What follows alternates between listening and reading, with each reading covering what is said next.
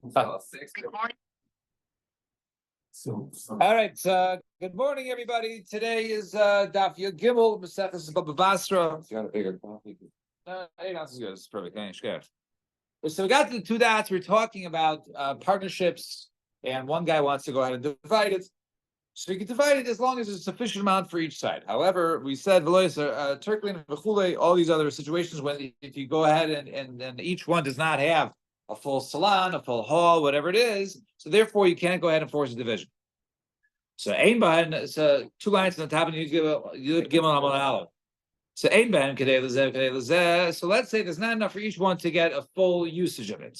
So Mahu, or of let's say a hall. So what's halacha there? So Rav Yehuda Amar is Dina Deguda Agu. There is halacha. You could force to say, look, we have the hall together.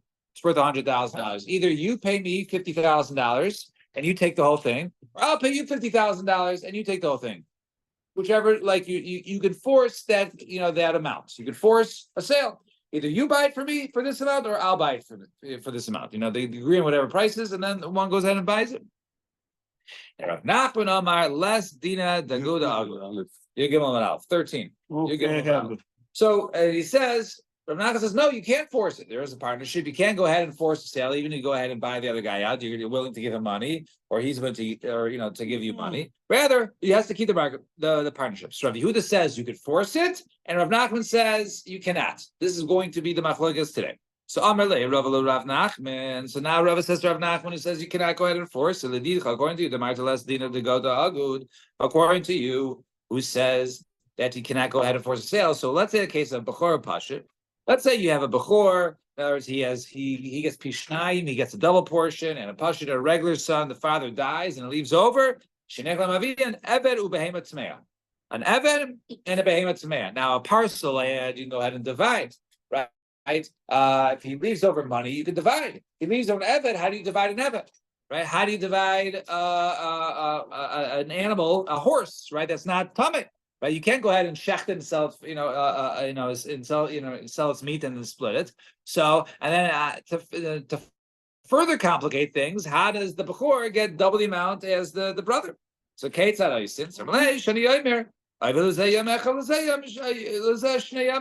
yeah, he's double the portion. Okay, so let the Eved work for him for 2 days. Then we'll go to the brother for 2 days and they want 1 day, right? Let him go ahead and take the horse for 2 days because he's the bechor, he gets the double portion. Then you get it 1 day. Then you get 2 on 1, 2 to 1. That's how you do it. So Meisve has kasha from a brisa that we've seen multiple times. So mi shechatzia eved v'chatzia ben chayri. Person who is a half eved and a half free. In other words, let's say 2 partners. One guy freed him, and the other guy says, I ain't freed him. So he's like half and half. So Ivet is Rabbi Yemecha. So he serves the master for 1 day. In other words, the owner who didn't go ahead and free him. And he works for himself the second day. So every other day, 1 day works for him, 1 day works for me. Okay, you fix the money aspect in terms of the master. The master, owns half him. So therefore, he gets half his servitude. He gets half the servitude. However, you have not really fixed his bigger issue. So what's his bigger issue? This Eved. So who should you go ahead and Lisa Shifcha? Who should you go ahead and marry? So to go ahead and to marry a Shifcha, Lisa, he can't go ahead and marry her because he's half free. And Lisa Bascha to marry a free woman also so he can't go ahead and marry a free woman because he's also half slave. So what? Yivato. Okay, so he'll be, he'll live by himself. He can't go ahead and marry. The world was created to be fruitful and multiply. As the Pasuk says, it's not good to go ahead and be alone. In other words, so we can't have a person in a position where he's not allowed to go ahead and marry. Ella koifin is Rabbi Geisin Isa ben Chayrim. The Kaisvin Shtar al Chatzi Damav. Rather says Beis Shammai, we force the master, the one who still owns half of him, to go ahead and make him free. He writes him a shtar for for the amount that the freedom, and the guy pays him, and therefore the guy buys his freedom. We force the half owner to sell his portion. The Chazru Beis Hillel Kedive Beis Shammai. And Beis Hillel was masking the Beis Shammai, says, Taka right, Beis Shammai. Usually we don't agree with you. Here we do. But what do you see from over here? If it wasn't for the marriage, so you could say work one day here, one day there, i.e., you can't force the party to pay. Let the Evid say, right? Buy me out or I'll buy you out. So let's say this is a good example. So my answer is no. Good luck. No, over here, there's no, in the case of partnership, if Yigal and I own a field, so I could say, okay, either you give me 50,000 or I'll give you $50,000 for the field. But in the case of the slave, he can't say either you buy my freedom or you buy me back completely as an Eved Krani. He can't be an Eved Krani anymore. He was already made half Ben Chayr, and he can't go back to becoming an Eved Knani. So therefore, there's no two-way street here. There's no two-way street here. Then you can't go ahead and force a sale. And that's the reason why they didn't force a sale in that case. And only because of marriage, they're allowed to go ahead and force him to free him. So Tashma, come and listen. Let's try and bring another proofs. You have two brothers. One was wealthy, one was poor. And then their father died, and he left them a merchatz, right? A bathhouse, right, which takes money to operate, or base abad, or an olive press. So also on the secher, if now let's say the purpose of the bathhouse or the oil press was to rent out, and I was you owned the facility, rented out. Okay, easy. Askar liemsa, you split the money 50-50. Very easy division. However, also in the atzmo, I'm sorry. No before in this case.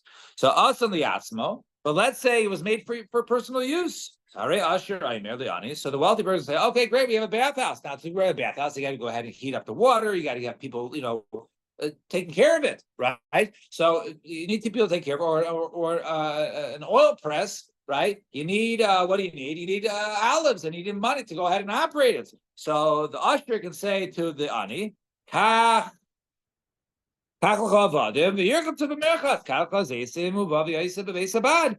you want to go ahead and feel free to use it whenever, you have 50% of the time, I give 50% of the time. Use it when you want. Now, knowing that he can't go ahead and afford to do it. The guy's too poor, right? So, right. So he's doing it. So, but what do you see over here, right?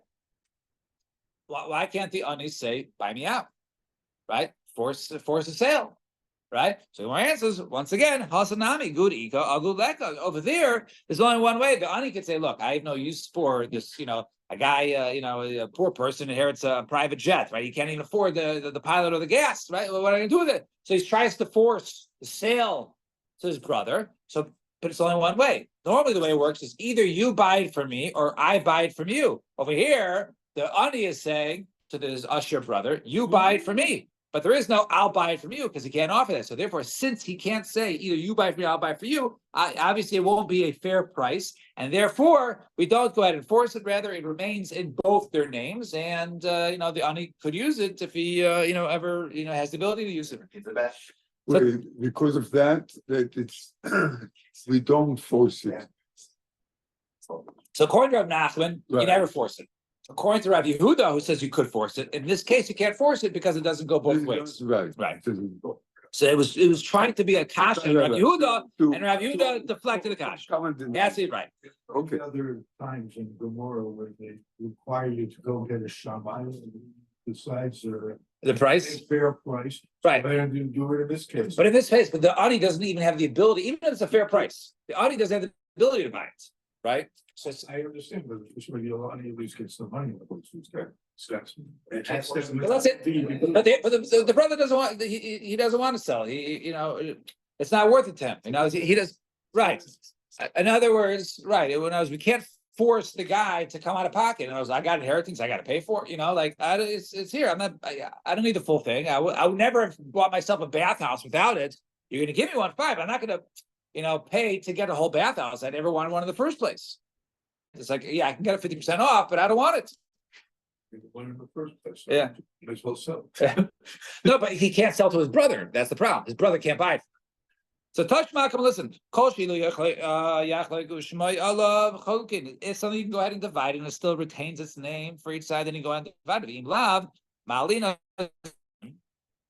If not, then they go ahead and offer him money. So it's clear. So the Gemara answers, it's actually machlokes tanaim here. This is machlokes between Rav Yehuda and Rav Nachman machlokes tanaim. The Tanya learned Brisa. So let's say you have a case. Tol ata shir. If any pachas. So let's say you have a yard. We said 4x4 you need. So let's say you have 6x4. So Mark and I own a yard, I say, Mark, you take the 4x4, just like the Mishnah says. The other guys say 4x4, and I'll take 2x4. Right? I just want to divide. I want my own space, even though it's not 4x4. So it says that Tolat Shir, Vani Pachas, Shemilo, we listen to him. I'm not allowed to do that.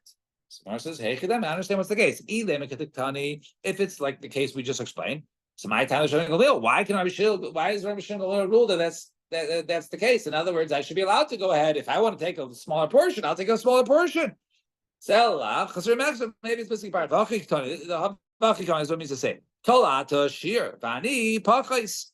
You go ahead and take the shear, and I'll take less. Shemin low. They'll go to Aga, Nami Shemin low. And then I say, Mark, you take 4x4, and I'll take less. And therefore, whoever gets the 4x4, he'll get a little compensation. So according to this opinion, I say, Mark, take the 4x4. I'll take 2x4, and just pay me $200 on the side. So in other words, I can go ahead and do it. Also, we cannot go ahead and force and say, hey, Mark, you take 4x4, or I'll take the 4x4, and I'll pay you to take the 2x4, right? So so you see, it's a machlekes between Tanaim, between the Tanakama and Rishon Gamliel. So the Gemara says, look, no, maybe that's not the case. It's the case where I offered Mark, you take the 4x4, I'll take the 2x4, no worries. You say, what's Rabbi Shimon his far? Why would I not be allowed to do it? Lastly, in other words, if Mark says, if you want cash for $200, I don't have cash. And let me tell you, and also if you're going to say, Mark, Mark's going to say to me, I don't need your gifts. I appreciate you doing it, but I don't want a gift from you. I don't want to be like indebted to you. Oh, you're going to turn it back at me. Next time I see you, you're going to say, oh, remember I gave you the field, right? I don't want that. I don't want your gift. The pasuk says, a person who hates gifts will live longer, right? So he says he's not forced to take in that case.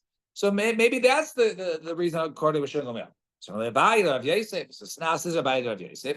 Had the Rav Yehuda, that which Rav Yehuda said, that the person could force a sale. That's actually the Shmuel. That's actually something that Rav Yehuda learned from Shmuel. That's not we learn in the Mishnah. The Kisvei Kodesh, we learned in our previous Mishnah. It says over here, the Kisvei Kodesh, which we're going to get into today. Even though both of them want to go ahead and divide it, lo yachloku, they cannot go ahead and divide. The Yamar Shmuel, and Shmuel says on that, it's only we're talking about if it's on one scroll of Abashnei Krichos. But let's say you bought a set. And the set was two different scrolls, right?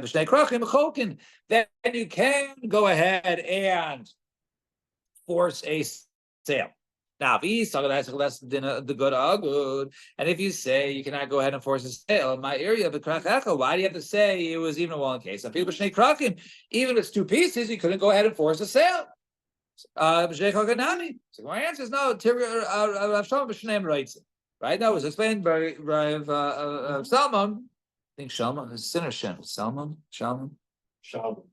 with a Shem. So he says. So Rav Shalman b'shnei writes. We're talking about both of them want. And even in a case where both of them want to go ahead and divide, then you can't go ahead and divide even if it's two different scrolls.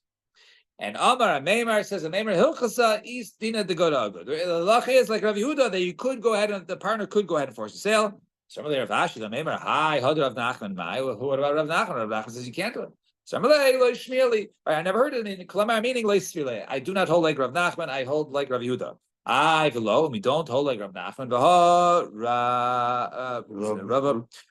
Rav Barchinana, Rav Dini Barchinana. So I guess the two brothers, Rav Barchinana and Rav Dini Barchinana, Shavik Luhu Avua Tarte Amasa. He left over two maidservants. Chada Yoda Yafia Obishula. One was the kitchen maidservant. She knew how to cook and bake. The Chada Yoda Pilcha V'Navlan. The other one knew how to go ahead and sew and weave, and was functional that way. So each one had a purpose, but different. If you also come into Rav, him for Rav Amalu, less Dina de Godagud. Right? You can't say, go ahead, okay, I'll you buy, buy me out or I'll buy you out. It doesn't work. It doesn't work. So you see Rav Nachman says you're not allowed to go ahead and do it. So Gemara says, no, Shani Hasan to the Marvin Boyle Tavayu. Because both of them need both. Both of them need to eat and both of them need to be clothed. So therefore, in this case, it wouldn't be fair. Hey, you take the cook and I'll take the the tailor because I need the tailor too, and I need the cook too. So therefore, that wasn't a good agu, and therefore that's the reason why they split it because each wanted both of them. What do you do in that case? So so you split time. They're dual owned. They're owned by partners now. Right? And he says, right, when you take one and I take one. Right? It's not a case of good agu. So I have a kisvei kodesh. It's Ravayu miboilu. Well, the kisvei kodesh, right? It's one sefer. We'll soon discuss what type of sperm we're talking about, whether it's a Torah or full Tanakh or Nevi'im, right? So one sefer, which is written in 2 volumes, we'll call it vibes, even 2 scrolls. So both you need both, and you can't just have brachis without devarim or devarim without brachis. We're only talking about but you could go ahead and divide it. So divide it. So it says so you can divide the Sfarim, the Sifrei Kodesh there. So why can't you divide the Shifchas? So one says no. That over there was talking about a case where they wanted to divide it. And one guy wanted the second volume, and the other guy wanted the first volume. So therefore, they were able to go ahead and divide it. Speaking of Sifrei Kodesh, now let's get into this. A person can go ahead and make one long scroll of all of Tanakh, Torah, Nevi'im, Ksuvim, all in one. So it goes from Dvarim into Yeshua, all the way down until, I don't know who's the end, Malachim, right? The Malachim is at the end, right? From Malachim into Divrei Yamim, I guess, into, Which one are you talking about? all Tanakh. Yeah. I'm sure the art scroll has It's not- a list. Right, so you can do the complete list all the way in one sefer. Who gets high growth? Yeah, good question. Right? So say actually Rabbi Yehuda Imer. No, Rabbi Yehuda says Torah b'fnei atzma, Nevim b'fnei atzma, Ksuvim b'fnei atzma. No. You can't put them together. Rather, you can do all of Sefer Torah in one, all of the Nevim in one, and all of the Ksuvim in one. No, when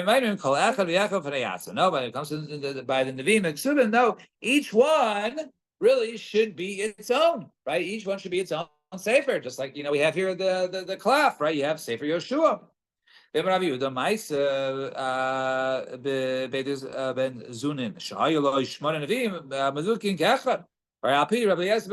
he actually had a sefer that was the 8 Nevi'im written all together in one parchment. Some say no, he had it from him, but it was actually 8 different Nevi'im. And Abba Rabbi Maisaviv, you live in a Torah Nevi'im Ksuvim, Medukim Be'echad. One time they brought in front of us a Torah Nevi'im Ksuvim, and it was written as one. And they machshed it. The Bein Chumash L'Chumash. So then they machshed it. So when it comes to between Chumash L'Chumash, let's say between Bereshis and Shmos, Shel Torah, Arba Pitin. You should have 4 blank lines. Bein called Navi v'Navi. So too between Nevi'im. Let's say between Yeshua and Shoftim are written together, so you should have 4 lines in between them. When the Nevi'im of Trei Masar, Gimel Shitim, you don't need 4 lines, rather 3 lines. So Messiah Lamata, and if you go ahead and finish at the bottom, Umaskil Milamala, then you go ahead and you start from exactly on top. And as you don't, let's say you finish at the bottom line. So you don't, let's say you finish Vayikra the bottom line. So you start Bamidbar, you don't start 4 lines down, you rather stop, you can start at the top. You don't need it, because it's a different page, you don't need the 4 spaces. Different column. And Tara about one goes at once, but all together. Madik Vaisa, you can go ahead and do it.